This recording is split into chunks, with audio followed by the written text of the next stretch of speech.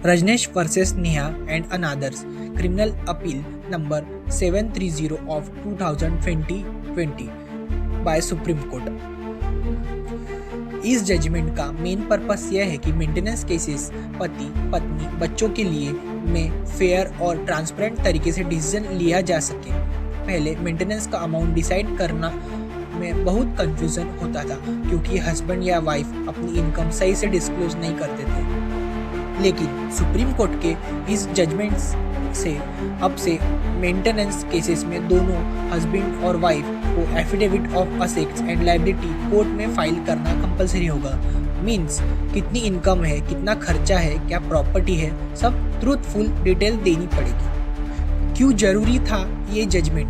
कई लोग सैलरी या बिजनेस इनकम छुपाते थे, मेंटेनेंस केसेस में बहुत डिले होते थे, कोर्ट को एग्जैक्ट इन्फॉर्मेशन नहीं मिलती थी, इसलिए सुप्रीम कोर्ट ने स्टैंडर्ड फॉर्मेट बना दिया है। Important highlights: compulsory affidavit, husband और वाइफ दोनों को फाइनेंशियली डिटेल्स देने होंगे। 60 डेज टाइमलाइन, मेंटेनेंस एप्लीकेशन को आइडियली 60 दिन के अंदर डिसाइड करना चाहिए। फॉल्स इन्फॉर्मेशन अलाउ नहीं, गलत इन्फो देने पर कंटेम्प्ट पेनल्टी हो सकती है। Interim plus final maintenance, court पहले क्विक इंट्रीम ऑर्डर दे सकता है, बाद में फाइनल अमाउंट डिसाइड करेगा। अरियर्स, जितना भी पेंडिंग मेंटेनेंस है 12 महीने के अंदर क्लियर करना चाहिए। जजमेंट के बाद क्या चेंजेस आए?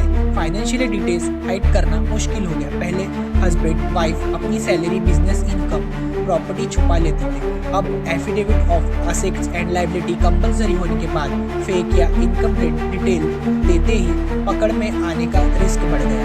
सेकेंड, मेंटेनेंस का ऑर्डर फास्टर होने लगा। पहले बिल्कुल भी टाइम लिमिट नहीं थी, केसेस सालों तक लटकते रहते थे। अब कोर्ट के पास क्लियर गाइडलाइन है कि 60 डेज के अंदर मेंटेनेंस डिसाइड करो। इससे स्पीड थोड़ी बढ़ती है। थर्ड, मेंटेनेंस अमाउंट ज़्यादा रियलिस्टिक और फेयर हो गया है।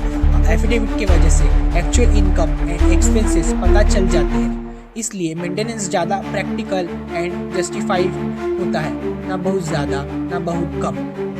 Fifth point, document basis system emotional argument कम। पहले हियरिंग में मैं गरीब हूँ, वह झूठ बोल रहा है। Document basis system emotional argument कम।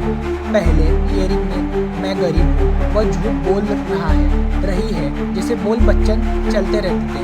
अब डिसीजन नंबर्स एंड डॉक्यूमेंट्स के बेस पर होता है, ड्रामा और एलिगेशंस कम। जजमेंट के पहले का सिस्टम कैसा था? इनकम छुपाया जाता था, सब डिस्क्लोज करना मैंडेटरी है। अब मेंटेनेंस ऑर्डर बहुत डिले। अब 60 डेज गाइडलाइन, डॉक्यूमेंट्स का कोई स्टैंडर्ड फॉर्मेट नहीं, लेकिन अब स्टैंडर्ड एफिडेविट फॉर्मेट में चाहिए। जज को गैस वर्क परचूनियाँ करनी पड़ती थी, लेकिन अब ऑर्डर फैक्ट्स एंड डॉक्यूमेंट्स के बेस पर होता है। फॉल्स क्लेम्स डिटेक्ट करना मुश्किल था। अब false info for penalty and contempt, इससे कोई करने से पहले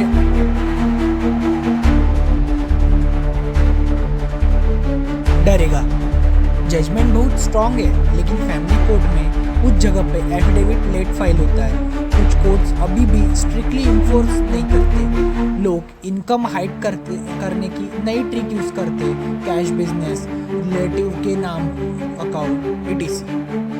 लेकिन ओवरऑल सिस्टम पहले के कंपैरिजन में काफ़ी इम्प्रूव हुआ है। कोर्ट और लॉयर्स अब जानना पहचानना फॉर्मेट फॉलो करते हैं, इफिशिएंसी बेटर हुई है। ऐसे ही और जजमेंट के एक्सप्लेनेशन वीडियो देखने के लिए मेरे इस YouTube चैनल को फॉलो सब्सक्राइब करें।